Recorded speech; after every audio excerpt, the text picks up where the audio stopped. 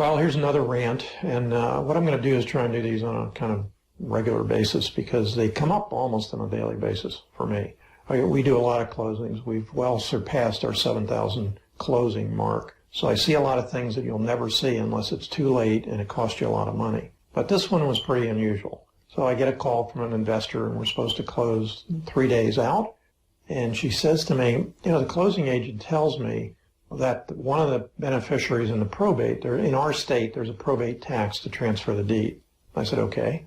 Now, 99.999% of the time, that tax is deducted by the closing agent and sent to the state clerk of the court, whoever handles that in that state. In this case, the closing agent said, we don't do that. Your beneficiary is going to have to pay it first, show that they paid it, then we'll close on the A to B leg. Now remember, this is a double closing, A to B and B to C. So what if your B to C won't extend your closing date? Well, we're going to talk about that, but let's go back in time here. The beneficiary who cannot afford to pay these probate taxes now cannot sell her property. Is that a hardship or what? Very oftentimes when I hear these things, it's not a state regulation. It's not an underwriter regulation. It may not even be the attorney that owns the firm if it's attorney-owned. His regulation, it's something the closing person came up with. How do I know that? Because I've been involved in disputes with them where they've said to me, this is the law.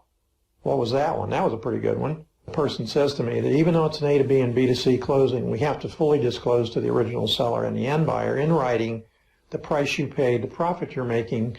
And I said, no way in hell. And she said, that's the law.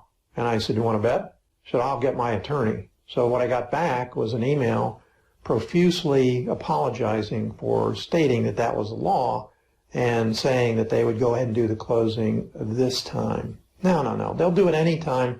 They learn their lesson, I hope. Now, one of the things in this case that I just mentioned to you before that, where which comes first, the chicken or the egg, what I said to the investor is this, look, I come up with this every once in a while. You get a closing agent who feels they know it all. I've only been in the business 45 years. They come on the phone and they say to me, look, I've been doing this for 25. I've been doing it for 30 years. Haven't had one more than 35 years. And I say to them, great, you should know what you're talking about. I've been in the business 45 years, closed over 7,000 transactions. I quit counting. Now let's talk about it.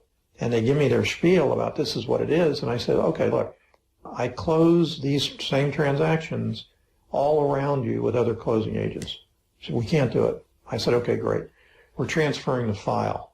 Now, typically what happens, I get an email back within 15 or 20 minutes or half an hour, and it says, I checked with my attorney, and it's okay this time. Well, that's what your Thor's hammer is. Transfer the closing to another closing agent. And if you're saying to yourself, well, gee whiz, what if my end buyer won't do that? Negotiate with him to do it. How do you negotiate with him? Say to him, here's the deal. Are you interested in really buying the property? Yes. Okay, we have to change the closing agent because they will not allow us to do it the proper way. And he says, okay. And if he says no, say, well, I'll tell you what I'll do. I'll give you a credit at closing for $1,000 for the inconvenience I'm putting you through. And he might say $2,000. And if you don't have a bigger profit than that in it, you're doing things wrong. You shouldn't be doing a double closing. But my point is here, you're the client. The idea that these people provide a service and they're servicing what you need. Now look, I also have to put myself in the shoes of the closing person. A lot of investors that I deal with, watch YouTube videos, obviously this is one, and they get an idea that this is the way it has to be. Or my guru, I pay a lot of money, my guru says you have to do this. You're wrong. They don't have to do it. They have to do it correctly and legally.